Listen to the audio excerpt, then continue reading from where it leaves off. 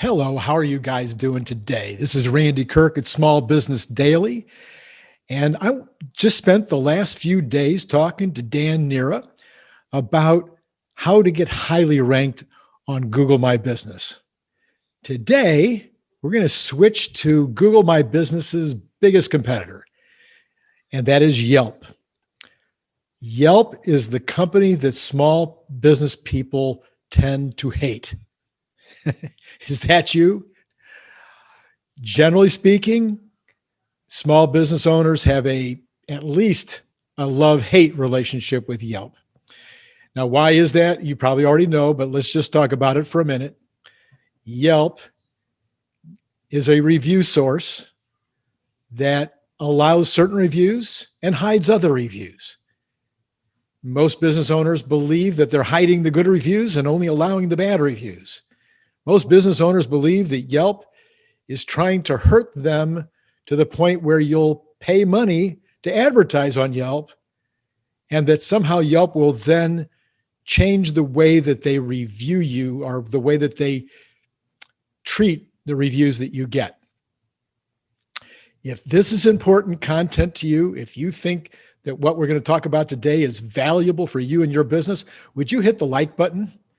And if you think that in general, learning about things like Google My Business and Yelp and other online resources and offline marketing approaches and how to manage people and how to hire and fire and how to start a business and how to sell it, if you think all of these subject matters are useful for you and your business, you might want to hit subscribe. And that way you'll be able to easily find the channel. Now, we're a daily show. That's why we call it Small Business Daily. And if you'd like to get notified, you can push the notify business. Every time that a new show comes up, you'll get a notification. That way you'll be reminded that, hey, maybe today we're talking about something that's really important to you. Okay. Now, for most small local businesses, Yelp is important. It is second only to Google My Business in terms of the way that people are looking for local businesses they need to use. Some business owners falsely believe that Yelp is something that people only use to find restaurants. This is not true. Believe me, I have clients who are mortgage brokers, and I've had it said to me several times, why would anybody go to Yelp to find a mortgage broker? But I will tell you that my mortgage brokers are doing very well on Yelp, getting lots of leads, high quality, excellent leads. Now, I'm not here as someone who's going to tell you you need Yelp, or that I'm not getting paid by Yelp to say any of the things that I'm going to say. I am with you. I am 100% in your camp when it comes to distrusting Yelp. Unfortunately, I've also done the research. And I've taken a long look at it. And Yelp has been sued multiple times by people who believed that they were somehow manipulating the data in order to mess you up to the point where you pay money to be part of their environment or to get highly ranked.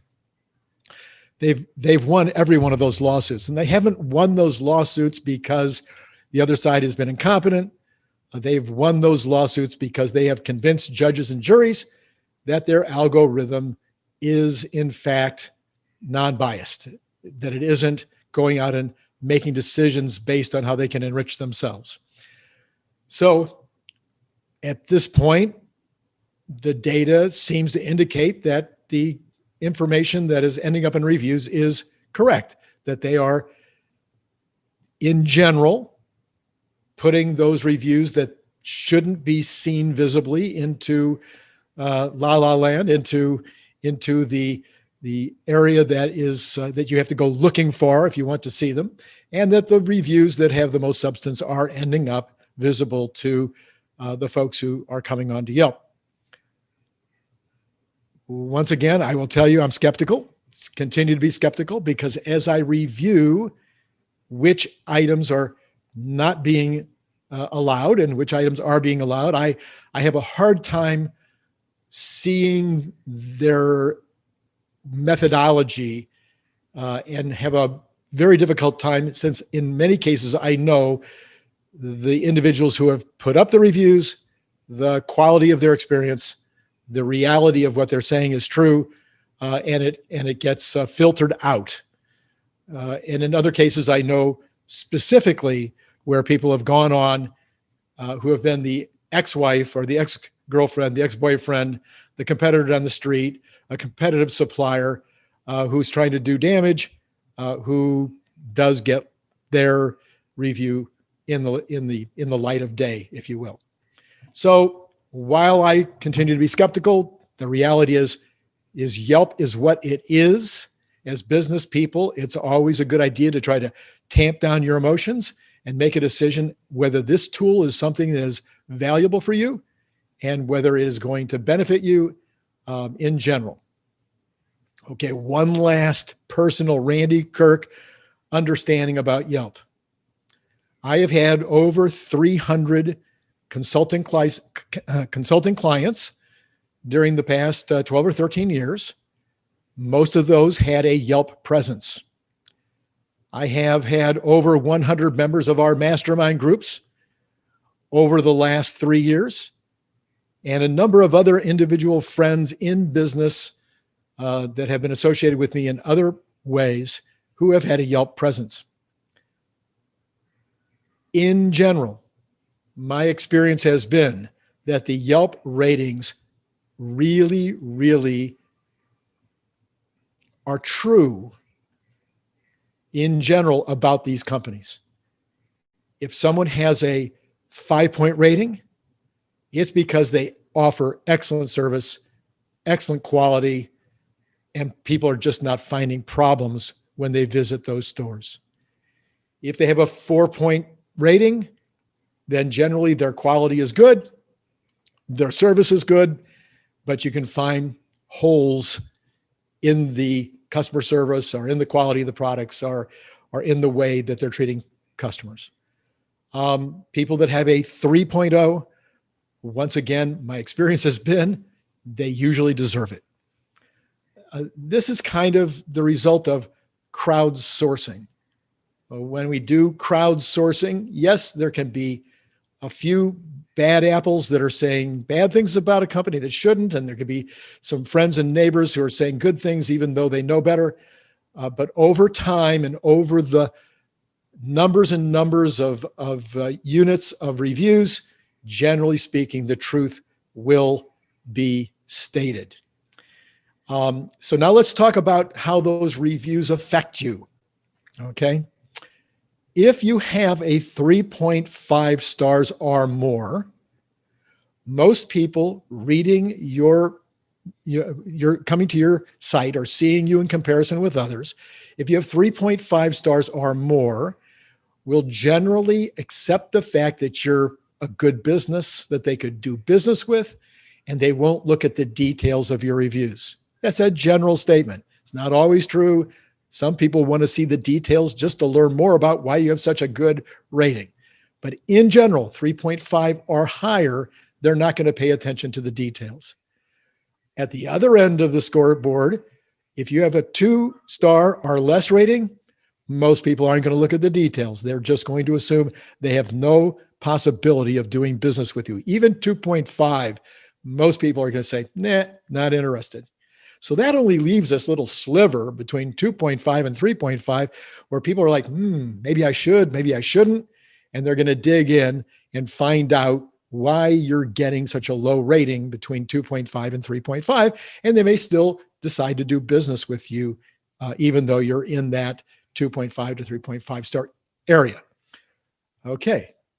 So now, depending on where you are, in fact, it doesn't matter where you are on the scale, you should want to do better. Let's take a look at another perspective. I'm a consumer. I come in, I'm looking for a good, pediatrician in my neighborhood. I go in, I look at pediatricians, and as I'm looking, I see that here's several with 5 stars. 30 reviews, 50 reviews, 70 reviews, 5-star, 5-star, maybe 4.8, 4.9. And then here's you're a pediatrician and you only have 4.1. Well, 4.1 is good. And maybe you only have 3 reviews. That's not very many. Or maybe you have 50 reviews in your 4.1, which is that's really good, 4.1. But if all of your competition is sitting at 4.9 or 5, most people are just not going to pay attention to you. They're just going to write you off, unless maybe because you're really close to their house or something like that. But generally speaking, be real. That's how you do it. If you see that situation, you're going to choose the one with the 4.9 or 5 or 4.8. You're not going to choose the one with 3.5 stars. If there's plenty of choices in the 5.0 range. So what do you do? What do you do as a business owner to improve your rankings, to improve your results, to improve the number of reviews you're getting that are high quality? Okay.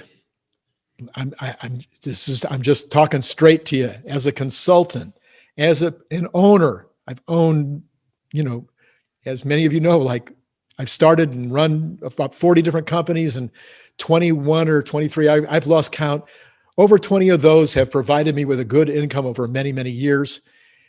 And I can tell you that the truth is the way that you're going to improve your reviews is to improve your business. If you're satisfied to be an okay company with customer service, if you're satisfied to be okay in terms of the quality of your products, if you're okay to be okay with the price value of your offering, that you're maybe higher priced than other people that are offering the same thing, or God bless you. If it's working for you and you're taking home enough money and everything's okay, then don't worry about it. Don't try to make a change. However, if you'd like to get more income from people calling you up as a result of Yelp, and this applies to Google My Business as well, but Yelp has more of a reputation in terms of the way they deal with reputation. So if you'd like to improve it, you're going to have to improve the quality of what you do. Now, this show, we'll be talking a ton about how to give better customer service. We'll be talking a ton about how to hire and manage your people so that they give better customer service. We will be talking a lot about quality products or quality services. But I think if you get honest with yourself, you already know what you need to do. You already know where the quality issues are popping up. You know how you know? Because you can read the Yelp and Google places and other review locations. You can read the reviews yourself and see why people are unhappy. That's the beauty of the review process. You get to read those reviews, then you need to just accept them at face value. That's my advice. Accept that these people are honestly reviewing you. They're not trying to scam you. They're not trying to beat you up. They're not your competition. They are people with an honest point of view about the experience they had in dealing with your company or your products or your services. Trust what you see. Go to work on the specific things that those people are upset about. Fix them. It's just as simple as that. Now, as you fix them, you still have this poor set of reviews. You have lots of bad stars, okay? And so you're going to need to amp up the number of reviews that are going into the system that are now post your changes, your fixes, you becoming better. Now, I've done this with clients before. I have taken one client who was under 3 stars, like 2.5, 2.4 stars, and gotten them up to 4 stars. It took a year, but there's always a starting point. The starting point is today. You improve your business and your services, and then you begin to encourage the folks who are seeing you in the new light to do those reviews. You send them an email, you get on the phone with them, you talk to them while they're in shop, and you say, would you please review me on Google My Business and on Yelp? I would certainly appreciate it. The other thing you can do is you can respond to both good and negative reviews. Again, this is possible on many different review sites, but in particular on Yelp, it's a good idea to go in and comment. This is called reputation management.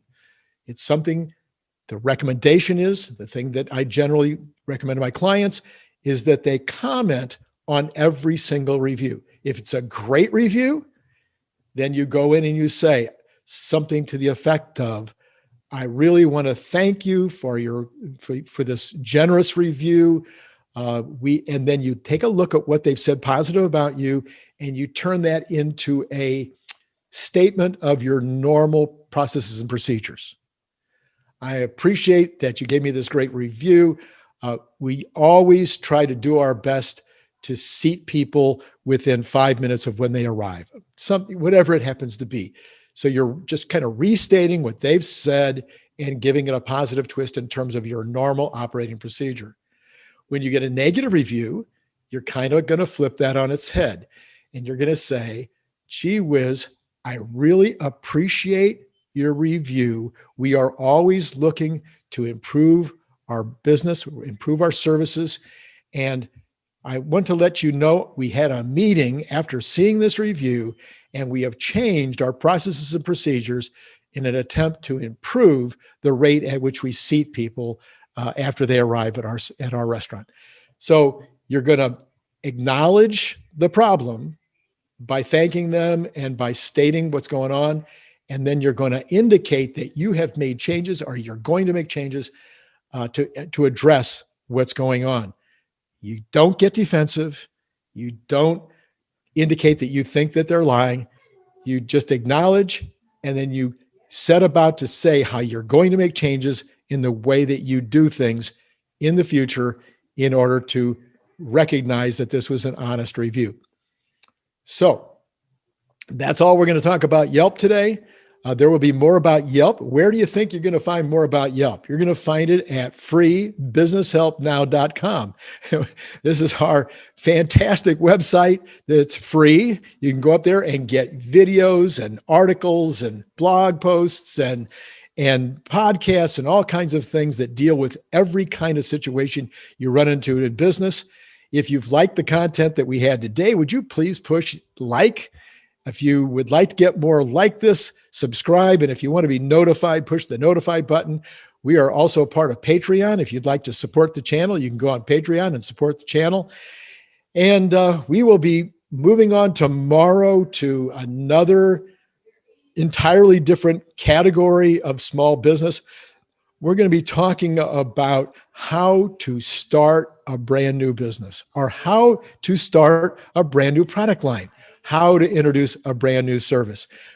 Until tomorrow, this is Randy Kirk with Small Business Daily.